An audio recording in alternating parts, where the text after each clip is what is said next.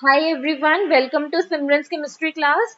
तो आज हम स्टडी करेंगे टिबेज रिएजेंट को। तो सबसे पहले देखते हैं कि टिबेज रिएजेंट क्या होता है। ये हमारे पास होते हैं Cp2 Ti Cl CH2 Al Me2। ये इस तरह से ना ब्रिजिंग कार्बीन होता है। क्या होता है? Bridging carbene, right. अब हमारे पास किस तरह से देखो, ब्रिजिंग तो यहाँ से दिख रही होगी, ब्रिजिंग हुई हुई है। यहाँ पे एक Cl और CH2 ब्रिज का काम कर रहे हैं। कार्बीन कैसे है? बिकॉज हमारे पास कार्बीन होती है श्रॉक कार्बीन इस तरह से।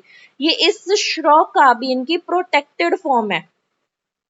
This is the protected form of Schrock carbene.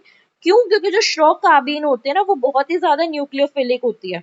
ये हाईली न्यूक्लियोफिलिक होने की वजह से हम इसकी प्रोटेक्टेड फॉर्म यूज करते हैं इस तरह से, जिसे हम बोलते हैं टिबेज रिएजेंट। तो क्या बात हुई? टिबेज रिएजेंट क्या होता है? ये हमारे पास टिबेज रिएजेंट होता है जो कि श्रॉक कार्बीन की प्रोटेक्टेड फॉर्म है, और इसको हम बोलते हैं ब्रिजिंग कार्बीन, राइट।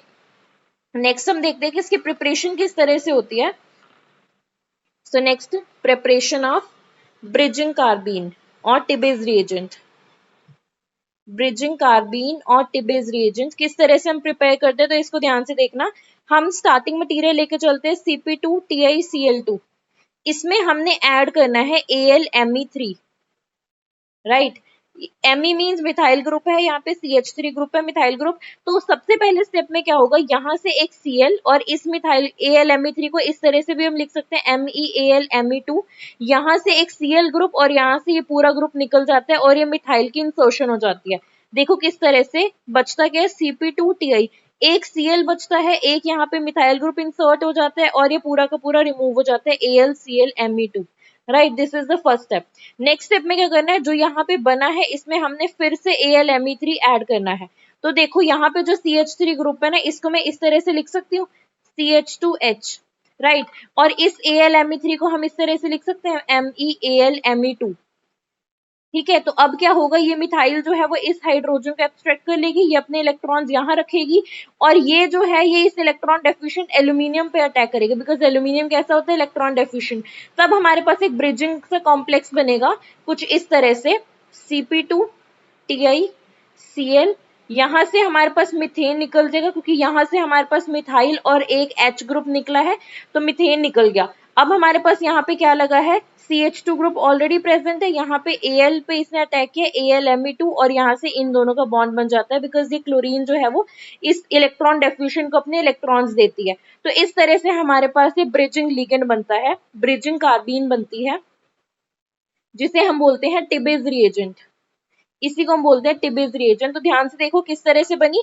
हम स्टार्टिंग मटेरियल लेकर चले Cp2 TiCl2, इसमें हमने AlMe3 ऐड करना है। उसके बाद नेक्स्ट स्टेप में भी हमें AlMe3 ऐड करना है। पहले स्टेप में क्या होगा, एक Cl और यहाँ से ये पूरा ग्रुप लीव करेगा।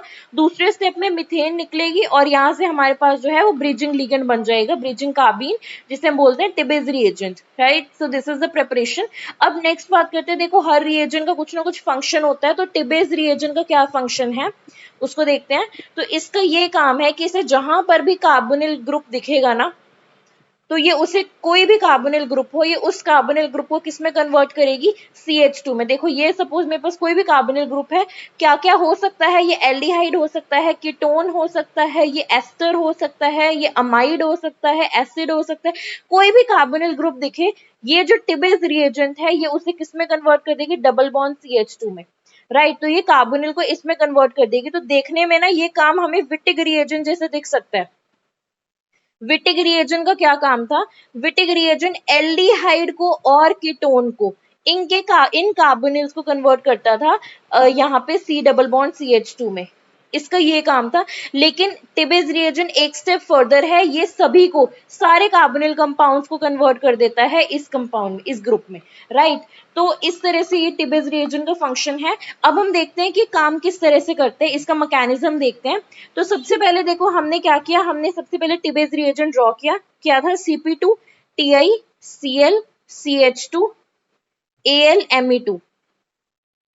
ठीक है, ये हमारे पास टिबेज रिएजेंट था। हमने प्रिपरेशन देख ली, हमने देख लिया श्रॉक कार्बीन का प्रोटेक्टेड फॉर्म है। तो इसमें हमें क्या करना है, किस तरह से काम करते हैं। पहले स्टेप में ना हमने डालनी है बेस, सेकेंड स्टेप में हमने डालना है कोई भी कार्बोनिल कंपाउंड, सेकेंड स्टेप में हमने डाला है कार्बोनिल कंपाउंड। तो सपोज मैंने कार्बोनिल कंपाउंड ऐड किया C double bond O O are.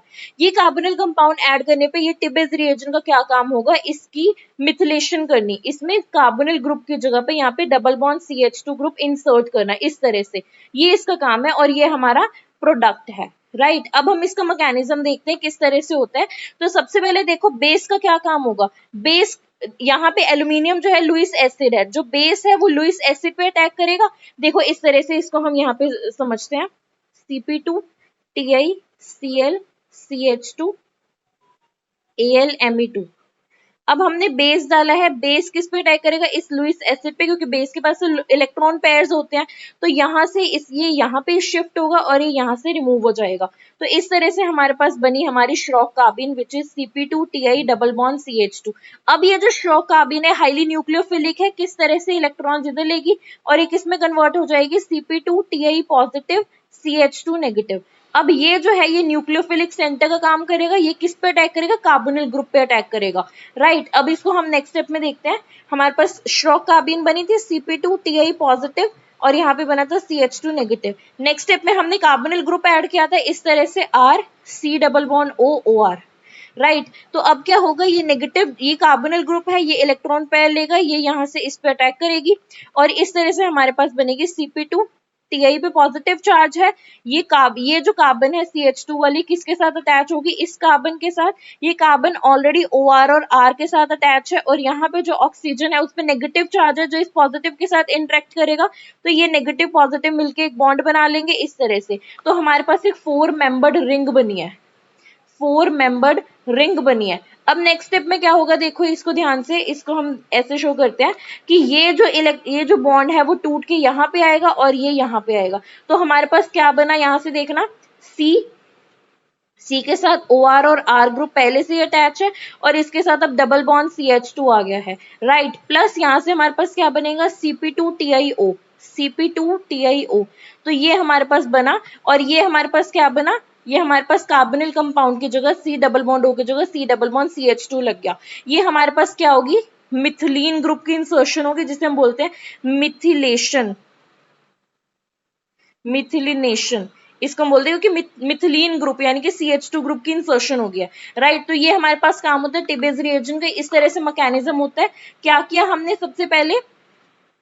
सबसे पहले बेस ऐड किया जो कि इस लुइस एसिड पे अटैक करेगा, ये हमें श्रॉक कार्बिन बना के देगा। फिर जो श्रॉक कार्बिन है वो न्यूक्लियोफिलिक होती है, हमने देख लिया किस तरह से। उसके बाद ये कार्बोनिल कंपाउंड पे अटैक करेगी और हमें क्या बना के देगी, हमारी मिथिलेशन करके देगी। राइट अब नेक्स्ट हमारे पास कुछ एग्जाम्पल्स हैं, अब वो एग्जाम्पल्स देखते हैं। तो सबसे पहले एग्जाम्पल देखो हमारे पास, अगर मेरे पास कुछ इस तरह से कंपाउंड है, यहाँ पे हमारे पास डबल बॉन्ड O, यहाँ पे हमारे पास OMe OMe OMe और यहाँ पे है OMe। इसमें हमने डाला है टिबेज रिएजेंट। तो यहाँ से एग्जाम में बहुत सारे क्वेश्चंस आते हैं। तो क्या काम हो गया, कार्बोनिल कंपाउंड में यहाँ पे इसकी जगह डबल बॉन्ड CH2 कर देगी। काम इसका विटिक रिएजेंट जैसा ही है, बट ये सारे कार्बोनिल कंपाउंड्स पे काम करती है। ये सारा कुछ बाकी सब कुछ सेम रहेगा, सिर्फ क्या होगा यहाँ पे कार्बोनिल कंपाउंड की जगह यहाँ पे डबल बॉन्ड CH2 लग जाएगा। राइट नेक्स्ट हमारे पास एक बहुत इंपॉर्टेंट एग्जांपल आता है। वो हमारे पास क्या है, सपोज मेरे पास ऐसा कंपाउंड है जिसमें एक से ज्यादा कार्बोनिल कंपाउंड्स है इस तरह से OET। इसमें मैंने डाला टिबेज रिएजेंट बट 1:1 रेशियो में डाला। 1:1 रेशियो का मतलब है एक इक्विवेलेंट टिबेज रिएजेंट डाला है हमने। तो क्या होगा, देखो इसमें एक कीटोन है, इसमें एक एस्टर है। अब हमें देखना है जो भी ग्रुप ज्यादा रिएक्टिव होगा वो रिएक्ट करेगा टिबेज रिएजेंट के साथ। तो इन दोनों में से कौन से रिएक्टिव होते हैं, तो रिएक्टिविटी ऑर्डर नोट कर लेना, reactivity order of carbonyl compounds. तो सबसे ज्यादा रिएक्टिव होते हैं एल्डिहाइड, फिर हमारे पास होते हैं कीटोन, फिर हमारे पास होते हैं एस्टर और लास्ट में हमारे पास होता है अमाइड। राइट ये रिएक्टिविटी ऑर्डर है। तो पहले कौन रिएक्ट करेगा, कीटोन। तो सबसे पहले हमें क्या करना है, इस कीटोन की जगह पे C डबल बॉन्ड O की जगह पे C डबल बॉन्ड CH2 लगाना है, बाकी सब कुछ इसी तरह से रखना है। नेक्स्ट स्टेप में अगर हम एक और इक्विवेलेंट टिबेज रिएजेंट डालें या फिर हम टिबेज रिएजेंट एक्सेस में डालें तो हमारे पास ये जो एस्टर वाला ग्रुप है ये भी किस में कन्वर्ट हो जाएगा, CH2 में। इस तरह से हमारे पास अगर हम एक्सेस में टिबेज रिएजेंट डालेंगे तो हमारे पास ये प्रोडक्ट बनेगा। 1 सेकेंड, यहाँ पे आएगा OET, इस तरह से ये हमारे पास बनेगा अगर हम excess of T base reagent डालेंगे, राइट। नेक्स्ट हम एक लास्ट एग्जांपल की बात करते हैं। सपोज मेरे पास इस तरह का कोई कंपाउंड है, डबल बॉन्ड ON, यहाँ पे हमारे पास O है। अगर मैं इसमें टी बेस रिएजेंट डालूंगी तो ये कौन सा कंपाउंड है हमारे पास, यहाँ से दिखने में कौन सा लग रहा है, ये अमाइड है। C डबल बॉन्ड और यहाँ पे N अटैच है तो अमाइड है। बट अगर मैं टी बेस रिएजेंट डालूंगी तो ये क्या करेगा, चाहे अमाइड हो चाहे कोई भी कार्बोनिल कंपाउंड हो, उसे CH2 में कन्वर्ट करने का काम करेगा, बाकी सब कुछ एज इट इज रहेगा, right. So this is the function of T base reagent. तो हमने क्या क्या स्टडी किया, हमने टी बेस रिएजेंट देखा क्या होता है, कैसे इसकी प्रिपरेशन होती है, कैसे इसकी रिएक्टिविटी होती है, किस तरह से रिएक्ट करते हैं, सब कुछ हमने आज की वीडियो में देखा। तो आई होप कि आपको आज की वीडियो क्लियर होगी। If you guys like our video then please subscribe to our channel. Thank you so much.